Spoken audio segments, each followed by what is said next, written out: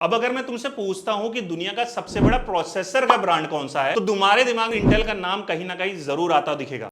बात तो सही है। क्योंकि जाहिर सी बात है, इंटेल ने दशकों तक पीसी और लैपटॉप की दुनिया में राज किया है। लेकिन अब कहानी थोड़ी सी चेंज हो रही है, क्योंकि जिस प्रोसेसर को तुम मोबाइल के लिए जानते हो, वही प्रोसेसर अब इंटेल को उसकी दुनिया में चुनौती देता दिखाई दे रहा है। जी हाँ, मैं बात कर रहा हूँ क्वालकॉम और उसके प्रोसेसर स्नैपड्रैगन। अब लेकिन सवाल ये उठता है कि क्या स्नैपड्रैगन इंटेल को उसी के फील्ड में हरा सकता है? एंड ये भी जानना बहुत इंपॉर्टेंट है कि स्नैपड्रैगन मोबाइल की दुनिया से पीसी की दुनिया तक कैसे पहुंच गया। तो जानते हैं आज स्नैपड्रैगन की कहानी, उसका इंटेल से मुकाबला और बाकी सब कुछ। एंड आगे बढ़ने से पहले चैनल को सब्सक्राइब कर लो, वीडियो को लाइक कर दो और वीडियो बिल्कुल भी स्किप मत कर।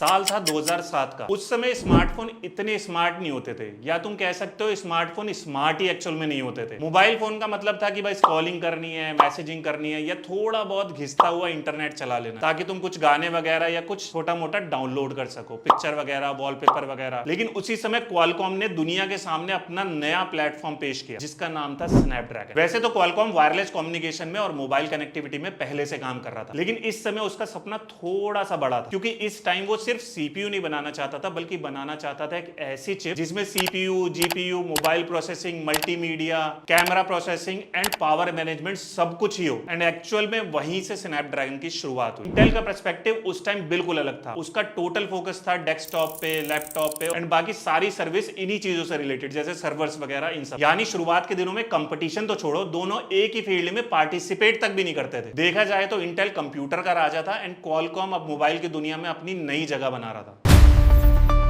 शुरुआत में बात करें तो स्नैपड्रैगन की शुरुआत बिल्कुल भी आसान नहीं थी, क्योंकि उन दिनों मोबाइल प्रोसेसर में परफॉर्मेंस की कमी थी, साथ ही में बैटरी जल्दी खत्म होती थी, ग्राफिक्स कमजोर थे और दुनिया मूव कर रही थी 3G से 4G की तरफ। एंड इन सभी प्रॉब्लम को क्वालकॉम को एक साथ सॉल्व करना था, ताकि अल्टीमेटली कम बैटरी में better performance, faster multimedia, better graphics और फास्टर इंटरनेट मिल सके। तो 2010 में क्वालकॉम ने अपने पहले डुअल कोर प्रोसेसर की तरफ कदम बढ़ाया। एंड उसी के बाद 2012 में स्नैपड्रैगन लेके आता है अपना S4, वो भी इंटीग्रेटेड 4G LTE मॉडेम के साथ। एंड यहीं से क्वालकॉम ने साबित करना शुरू करा कि उसका सबसे बड़ा हथियार सीपीयू नहीं, बल्कि एक इंटीग्रेटेड चिप है, और यही उसका टर्निंग पॉइंट बन गया।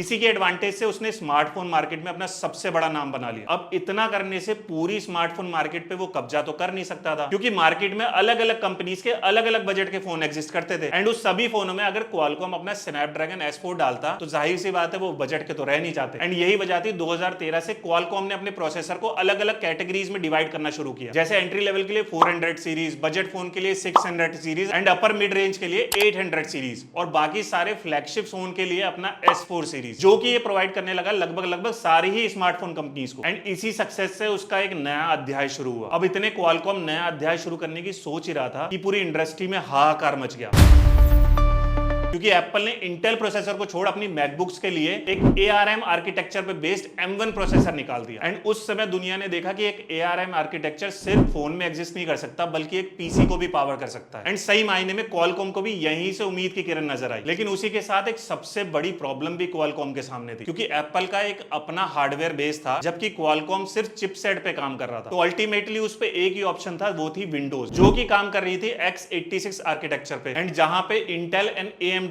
उसी आर्किटेक्चर पे बहुत अच्छा काम कर रहे हैं, जबकि स्नैपड्रैगन टोटली ARM आर्किटेक्चर पे डिपेंडेंट था। एंड इसका एक्चुअल में मतलब था विंडो एप्स जैसे कि गेम्स, ड्राइवर्स एंड बाकी सारे प्रोफेशनल सॉफ्टवेयर के साथ कंपैटिबिलिटी इश्यूज। बट क्वालकॉम ने उम्मीद नहीं छोड़ी एंड स्टार्टिंग में ARM बेस्ड लैपटॉप लॉन्च किए, जहां पे बैटरी लाइफ तो बहुत ही शानदार थी, लेकिन एप्स बहुत ही स्लो चलते थे। कुछ सॉफ्टवेयर तो कंपैटिबल ही नहीं थे, यानी चलते ही नहीं थे। एंड गेम्स वगैरह की कंपैटिबिलिटी भी बहुत ही कमजोर थी। एंड यहीं पे स्नैपड्रैगन का दूसरा सबसे बड़ा स्ट्रगल शुरू हुआ, जो कि था सॉफ्टवेयर के साथ कंपैटिबिलिटी। एंड वहीं पे जो उसके पुराने कॉम्पिटिटर जो पहले से एग्जिस्ट करते थे, जैसे इंटेल और AMD, वो विंडोज के साथ बहुत ही ज्यादा कंपैटिबल थे और बहुत ही अच्छा कर रहे थे।